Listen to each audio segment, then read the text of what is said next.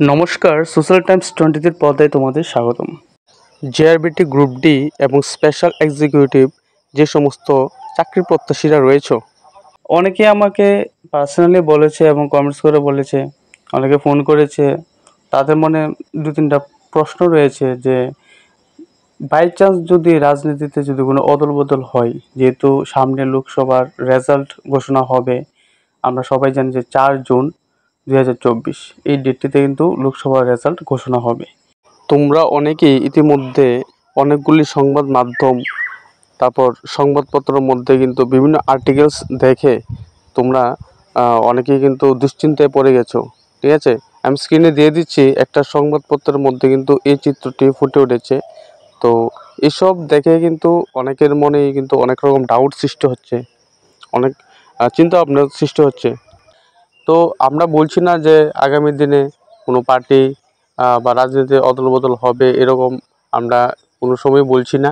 কিন্তু হ্যাঁ, অনেকের মনে এই প্রশ্নটা রয়েছে, তার জন্য আজকে কিন্তু আমরা এই ভিডিওটা করছি। তাহলে চলো বিস্তারিত আলোচনা হয়ে যাক। তো প্রথমে যে বিষয়টি, যে 4 জুন যদি বাই চান্স রাজনীতিতে কোনো অদলবদল হয়, তাহলে সেই ক্ষেত্রে যে গ্রুপ ডি চাকরি প্রত্যাশীরা রয়েছে বা স্পেশাল এক্সিকিউটিভ চাকরি প্রত্যাশীরা রয়েছে, তোমরা বর্তমানে ফাইনাল স্টেজে। ঠিক আছে, তোমাদের প্রসেসিং কিন্তু সম্পূর্ণই কমপ্লিট হয়ে গেছে, এখন শুধু মেরিট লিস্টটা তারা পাবলিশ করার পালা। তো তোমাদের এসব নিয়ে কোনো চিন্তা করতে হবে না। আমরা বিগত দিনেও দেখেছি যে কেন্দ্রের মধ্যে যদি এক রাজনৈতিক দল থাকে এবং রাজ্যের মধ্যে অন্য এক রাজনৈতিক দল থাকে, তারপরেও কিন্তু রাজ্যের মধ্যে কিন্তু চাকরি হচ্ছে। ঠিক আছে, বিভিন্ন রিক্রুটমেন্টে কিন্তু চাকরি নিয়োগ হচ্ছে কিন্তু।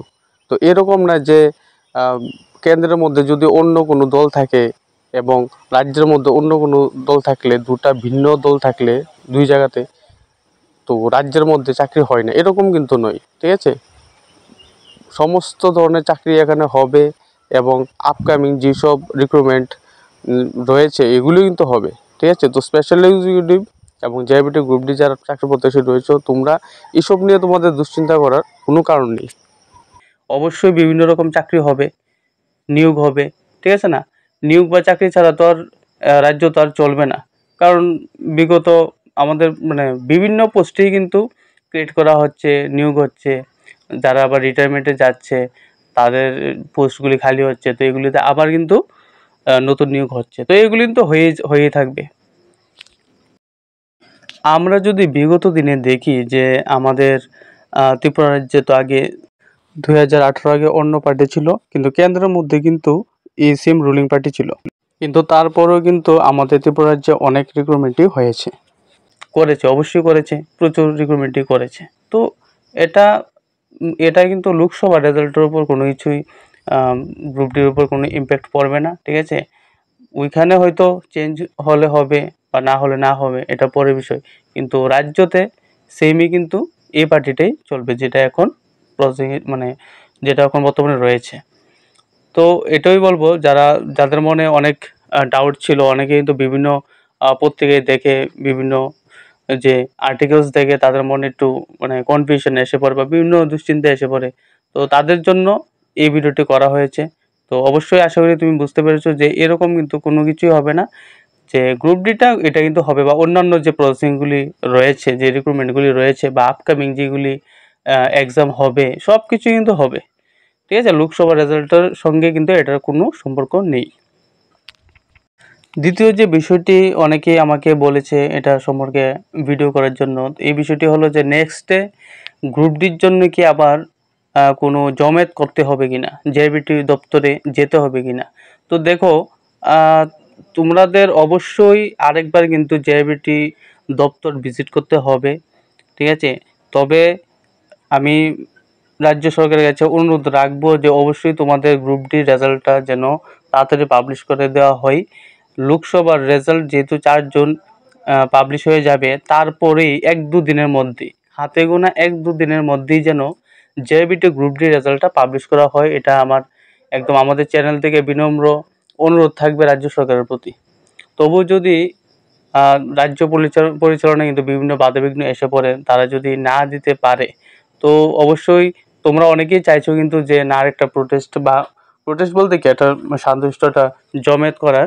তোমার মনোভাব রয়েছে, তো অবশ্যই তোমরা অন্তত লোকসভার রেজাল্ট দেওয়ার 3-4 দিন অন্তত ওয়েট করে তারপর নেক্সট তোমরা জিআরবিটি দপ্তরে ভিজিট করতে পারো।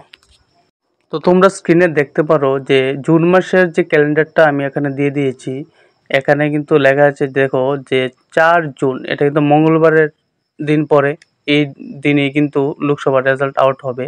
তারপর এখানে 5, 6, 7 এই 3টা দিন কিন্তু জিআরবিটি দপ্তর খোলা থাকবে, কিন্তু 8 তারিখ এটা শনিবার পড়ছে, তো অবশ্যই এই ডেটে বন্ধ থাকবে জিআরবিটি দপ্তর। 9 জুন আমরা দেখছি যে রবিবার পড়ে, তো 8 এবং 9 এই দুদিন কিন্তু জিআরবিটি দপ্তর বন্ধ থাকবে, এবং নেক্সট যে 10 জুন এই ডেটে কিন্তু জিআরবিটি দপ্তর খোলা থাকবে। তো তোমরা অবশ্যই এই ডেটেই কিন্তু করতে পারো। অনেকেই জিআরবিটি যে গ্রুপ ডি ক্যান্ডিডেটসরা রয়েছে অনেকে অবশ্য এটা আগে থেকে প্ল্যান করছেও, আমাকে তারা জানিয়েছে যে 10 তারিখ হলে দাদা কীরকম হবে। তো অবশ্যই 10 তারিখ দিনটাই একমাত্র একটা ভালো দিন রয়েছে। 10, 11 মানে এই ডেট থেকে তোমরা স্টার্ট করতে পারো, ঠিক আছে, 10 জুন বা 11 জুন। তো তোমরা তো আশা করি 10 জুন ডেটটাই তোমরা যেহেতু অনেকে প্ল্যান করেছো, তো 10 জুন ডেটটাই ভালো রয়েছে, কারণ এর আগে জিআরবিটি দপ্তর বন্ধ থাকবে। তো অবশ্যই তারও এখানে দেখো যে প্রায় 6 দিনের মতো তারা 5-6 দিনের মতো তারা একটা টাইম পাবে।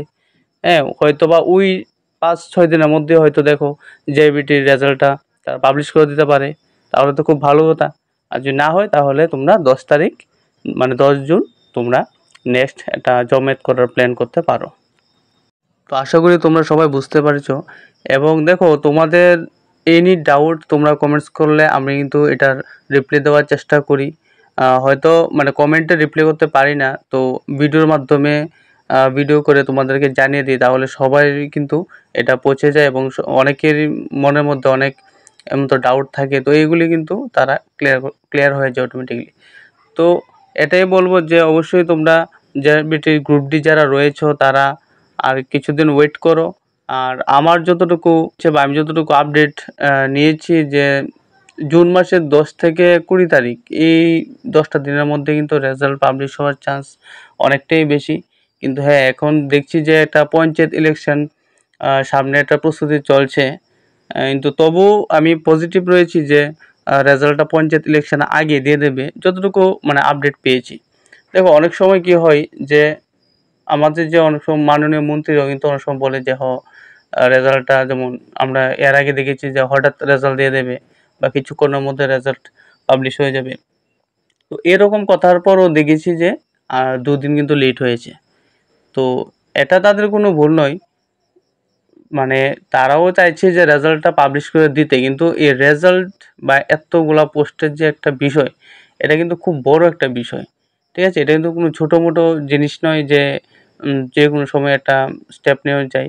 এটা অনেক কিছু চিন্তা ভাবনা করতে হয়, ঠিক আছে। অনেক কিছু রয়েছে এটার মানে অভ্যন্তরে। তো এই জন্য অনেক চিন্তা ভাবনা করে এটা তারা যখন এটা পাবলিশ করতে যায় কিছু সময় নিয়ে নেয়। আমরা দেখেছি যে মাননীয় সুশান্ত জিও বলেছিল যে স্পেশাল এক্সিকিউটিভের 1 মাসের মধ্যে নিয়ে দেবে, কিন্তু পরে এটা হয়নি। তো হয়নি এই কারণে হয়তো কোনো, বললাম না যে রাজ্য পরিচালনায় অনেক কিছু বাধাবিঘ্ন এসে পড়ে, অনেক সিচুয়েশন এসে পড়ে।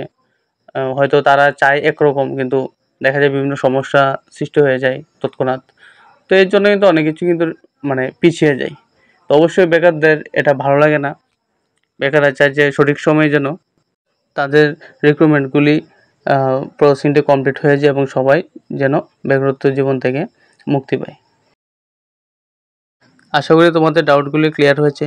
সম্পূর্ণ ভিডিওটি দেখার জন্য অসংখ্য ধন্যবাদ, এবং চ্যানেলটিকে সাবস্ক্রাইব করে পাশে থাকবে। এ নিয়ে আপডেট পেলে সরাসরি তোমাদের ফোনে পেয়ে যাবে। Thank you.